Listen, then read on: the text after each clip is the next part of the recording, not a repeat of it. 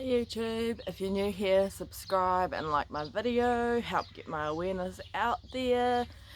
Anyhow, today I wanted to talk about how my TN all started. So in July 2017, it was a Saturday, I woke up with ear pain in my right ear, just like I thought it was just an earache. It was getting a little bit worse during the day, but it was like a constant pain. But I am stingy and weekend doctors cost a lot of money and I didn't want to pay, so I was just going to wait till the Monday. Well, by about lunchtime the pain was getting too much. Like, I've given birth to my babies natural and I have a pretty high pain tolerance, I believe, but by lunchtime I really couldn't cope with the pain, so I booked in to see the on-call GP. I couldn't get in till 3 o'clock, and honestly by the time we got there I was in tears, I couldn't speak. It was like the worst earache I had ever had. So yeah, we got there and I said, I've got an earache, I've got an ear infection and I need you to sort it out. So he took a look and was like, there's nothing wrong with your ear at all, like it looks completely fine to me. I suspect you have shingles. Have you ever had shingles before? No, I've never had shingles, and there was no sign, like, you know, normally you get a bit of a rash or something going on. So he did give me amoxicillin, which is a antibiotic, as well as antiviral, because he was certain it was shingles, and requested that I did some blood tests. So I think he may have given me some pain meds as well.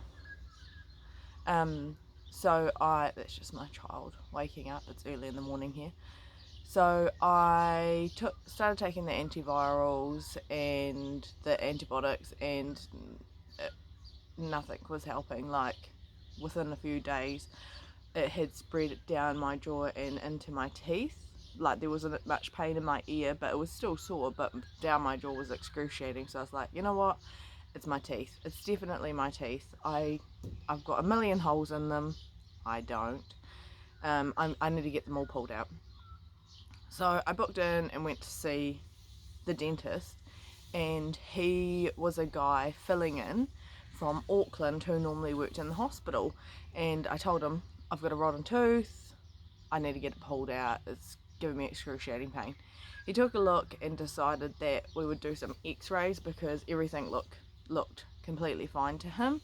So, you know, he wasn't going to pull out any teeth that he couldn't see anything wrong with. So we did the x-rays and he was like, look Stevie, there's nothing that I can see going on. I suspect you have trigeminal neuralgia.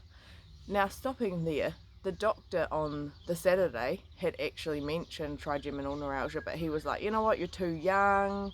I just don't think that it's that. So anyway, this dentist, he was like, I think it's trigeminal neuralgia. I work in the hospital and I've seen it before, and told me to go back to my GP. So I'd booked in for the Wednesday. So things are happening fast, you know. This was Saturday, and then Monday I'm at the dentist because I just couldn't cope anymore. Booked in for the Wednesday. Actually, I may have booked in for the Friday. By Wednesday, I was in tears, couldn't even cope. The pain was just extreme, and I was using heat packs to try and help the pain, and while the heat pack was on it was good, but as soon as I took it off it was like the pain went from 10 to 1,000, like it was extreme. And the pain was getting worse at about 10 p.m. at night, so I wasn't getting any sleep, and lack of sleep really doesn't help anybody. Just watching my husband drive around on the motorbike. So yeah, I went and seen another on-call doctor, and not my own doctor, and he was like, I think that it's trigeminal neuralgia, and started me on clonazepam, which you have to build up really slowly anyway. So I got home and started taking that, and within 2 days my whole body was just itching. Like, there was no rash, but I literally couldn't wear clothes because I was just so itchy.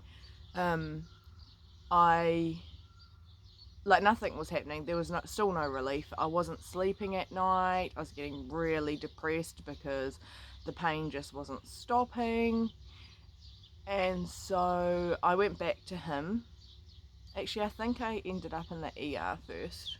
No, I must have gone back to him and said, you know what, like, I can't take this. I can't take this medication. My whole body is itching. I'm having some form of reaction to it. He didn't even know what to do. He was like, you know what, I've seen one case in my 15 years of being a doctor, and I gave them clonazepam and never seen them again. So it was an on-call situation.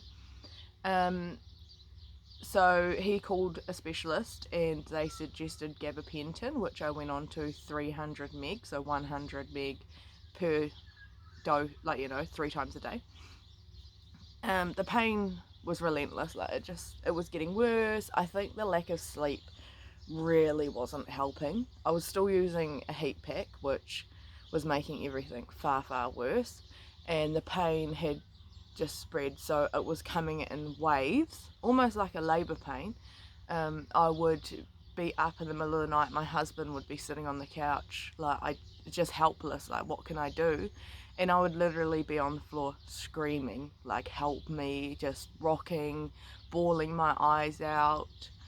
And I think it was probably about 3 weeks of just no life, you know. I had still done my kids and done the best that I could, but the depression was just getting insane. Like, how am I supposed to live like this?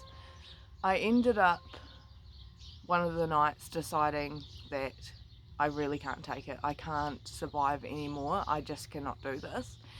And I guess in the heat of the moment, the lack of sleep, I decided that I was going to end my own life. And I told my husband that I was going to drive myself to the hospital, so it was about 4 o'clock in the morning, and he was so anti it. He was like, you know what, you can't drive yourself, you're so tired. And I was just like, you know what, I'm fine. I need to go. I can do it on my own. I didn't want to wake my children up either. So I left and started heading down to the hospital, which was only half an hour away. Ooh. I stopped about halfway and parked on the side of the road and pretty much talked myself out of it. You can't do this. I don't know how I was planning to end it all, crash off a cliff. I don't know. I hadn't really thought that far ahead. I just knew that I could not live like this anymore, and even my 4 children at that point just couldn't save me. So I got to the hospital. I managed to talk myself out of it. I told myself that, because every doctor that I had seen and every, you know, the dentist, everyone was kind of like, it could be. I'm not 100%, but it could be this. And I just felt so brushed off, like, you know, I'm barely coping. I'll try and insert some photos later of what I looked like once I got sorted out and what I looked like in that time. So I had convinced myself that I'm just going to get to the hospital, and if they help me and listen and I'm validated, then I will fight on, I will soldier on. And if they don't listen and brush me off once again, I'm going to start making plans, because you know, like, people are like, it can't have been that bad. It makes me teary. It was the worst pain I have ever felt in my life, and nothing was relieving it.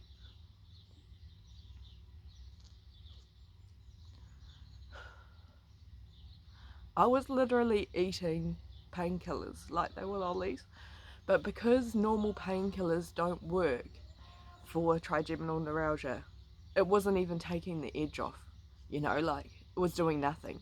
And I was getting so desperate that I was well overdosing, which I knew at the time wasn't good and potentially could kill me, but I just didn't care. I just needed some relief.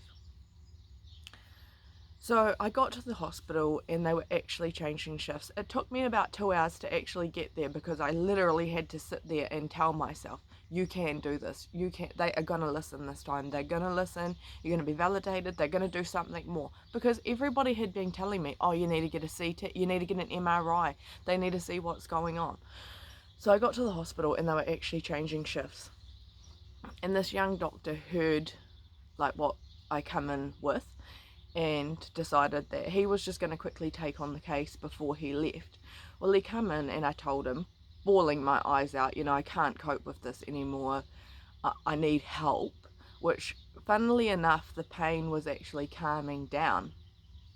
I said, you know, like, it's calming down, but I don't care. I need you to help me. Like, nobody's really listening. I need somebody to take me seriously. He got on like his knees and put his hand on my knee and said, I believe you.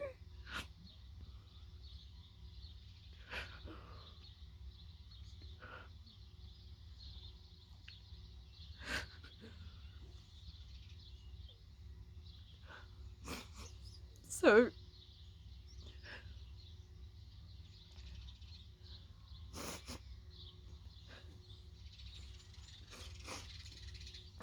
he ordered CT scans and decided that I needed to up the dose of gabapentin. I mean, I had already done a lot of research and I knew that CT scans was not what I needed. But I didn't even care, you know, like the fact that he was listening and taking me seriously. That man literally saved my life. I'm sorry.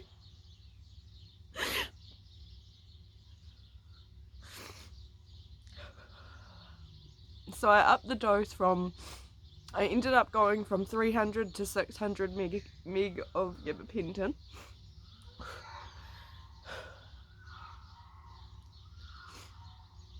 Which just started to take the edge off, you know, like it was helping enough that I could sleep.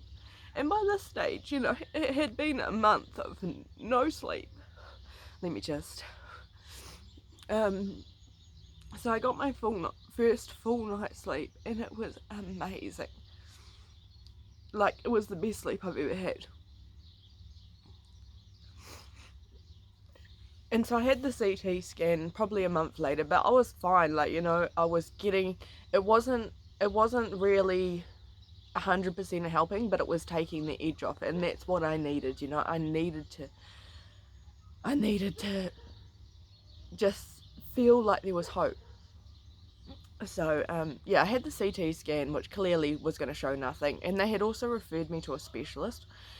And in my area, there actually is no neurologist. You have to travel out of town to see a neurologist. And so they just said, you know, well, if we refer you to this specialist, you'll be seen faster than if we refer you out of town. So I went and seen, it took a while, you know, it was a couple of months before I even seen that specialist. I went and seen the specialist, and he was understanding and he was good. And he actually did up my dose. I think I ended up going on about maybe 900, you know, like I went up. I went and seen him, and actually the doctor at the emergency room, he gave me a steroid, a prednisone. So that honestly just is amazing. Like, if I'm flaring up, it's enough to I feel like it blasts everything out. Like, it, you know, it helps so much. And there's been a couple of times that I've had to do that since. Anyhow, I seen the specialist, told him what was going on, and honestly I felt like he was a dick, you know. Like, he was understanding, but he was like, we need to get your vision checked, oh, we should get you a hearing test, because at that stage the gabapentin, I guess my body wasn't adjusted to it. I was getting like a little bit of blurred vision, and I felt like I could hear, like when we had lambs at the time, and they were out in the paddock to that side, and when they were like barring, I would hear them over that way. And so you know, like my hearing was just a bit funny, I guess. And honestly now everything's fine, so I believe, well, 90% better, so I believe that it was just adjusting to the medication. So yeah, he was a bit of a dick. He put my gabapentin up a bit and said, you know, come back soon. You know, I'll see you again in 3 months or whatever it was. So in the meantime, things were okay. I was actually taking codeine, which kind of was like with the gabapentin, it could take the edge off a flare, because I find that I get like a migraine as well when I'm flaring up, so it was able to help like kind of knock that down a peg. Yeah, so I ended up seeing him again, and I really didn't like him. I kind of went in there, I said I haven't had a hearing test because my hearing's fine, I haven't had a vision test because my eyes are fine, you know, I've never had an issue with seeing. Pretty much brushed off everything that he said other than anything that was relevant to me. I think he was the one that he ordered an MRI. So I went for the MRI, which of course in a lot of TN cases came back with absolutely nothing, which in a way I was kind of glad, because then, like, you know, they say, you know, well, trigeminal neuralgia has no symptoms, so they were kind of like, yep, we think that it's that. On the second time, he upped my dose to 1800 meg of gabapentin, and that was life changing. Like, I stopped having such intense zaps, you know, like such stabbing pain, and just got like a constant, well, not constant, but I had a burning sensation all down the side of my face. And by the time I had gone to see him again, I had it bilateral. So that started pretty much the same. I would get little tingling sensations in my left ear. Not pain, just like a little tingle. And I knew straight away. I'd heard of people getting it bilateral, and I was like, here we go. So it was just a little tingle for a little bit, and then I started getting the sharp pains in my ear. Not intense because I was on the gabapentin, but I could tell. I knew we were going with that. But it was never as bad as my original side. So yeah, he put me up to 1800 meg, and that was all fine. I kind of just ticked along dealing with my GP. There was a couple of times I had been flaring, which is happening kind of now. I'd been flaring up for say a couple of weeks, a lot more intense than I usually would, and so I'd go and see my GP or another GP, and I pretty much just told them what I wanted, because a lot of GPs, they just don't know. I seen this American doctor, and he was amazing. He was just on call, my doctor wasn't there.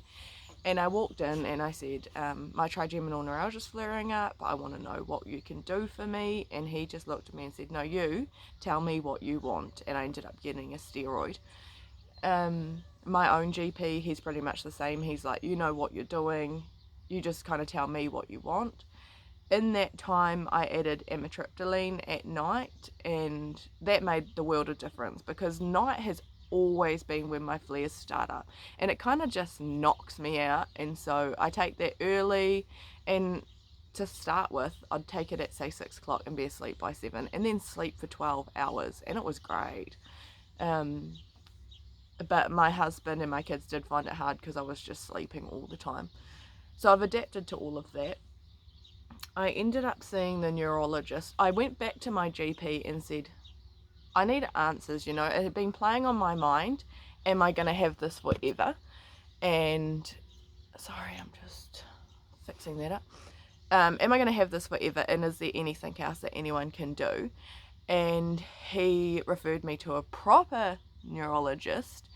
And I seen him in December, and I asked him my questions. He, all along, like seeing the other specialist, I just wanted to hear from a neurologist, not just a specialist, that yes, this is trigeminal neuralgia. I just wanted to have that official label from an official person, you know.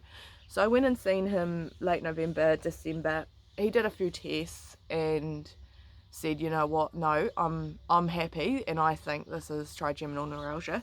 He's added in lamotrigine, which I've had to up the dose super slowly. He wanted me to get onto 200 meg in 10 weeks, and we're like 12 weeks or so, you know, we're quite far into it, and I am up to 125, so I've still got quite a way to go, and I've just started the 75 in the morning and 50 at night. It has made a huge difference. I don't get that burning sensation anymore, which is really nice, but we've had a quite hectic past couple of weeks, and my face has been flaring up a lot more than it usually would, and it's kind of getting to the point where I know it's time to have another steroid, but we're actually going to go on holiday and relax, so I'm thinking, you know, I'll just see how I go after that. Yeah, so my neurologist was getting my MRI reviewed as well, just so that they can kind of specifically look, you know. He said sometimes they just kind of, oof, yeah, nah, I can't see anything. And he said, you know, when a neurologist writes to them and says, no, I want you to look at this, he said it's more, you know, in depth. So I don't have any hopes. I don't think anything's going to come of it, but I guess you never know. So that's in short pretty much where I am. I'm taking 1800 meg of gabapentin now, which is pretty high, you know, and that does worry me, but I'm really well adjusted to that now. It doesn't really make me sleepy unless I'm flaring up, which is nowhere as intense as it used to be. It does make me quite sleepy and worn out, I guess, because my body isn't actually pain and it's tiring. The lamotrigine I love, but it was giving me really bad migraines, so I've just built that up super slow. The amitriptyline, I'm still on 10 meg of that, and I have just made the decision to completely cut out codeine and ibuprofen, and I just take a Panadol if I've got like a headache to try and get rid of that. And yeah, so once the lamotrigine is built up, my plan is hopefully to drop my gabapentin by a bit, but I just, like, that scares me. So when something works, it works. Don't mess with something that works. So yeah, we'll see how we go, and you know, I'll look at that, but just not rushing into that. So yeah, it was good to get the answers that I wanted and I was searching for, which was, will I have this forever? Which he said a lot of people go into remission, but we're coming up a year and a half. Actually, we're over a year and a half now, and I have probably had 3 or 4 days of completely no pain, so I'm not hopeful for that.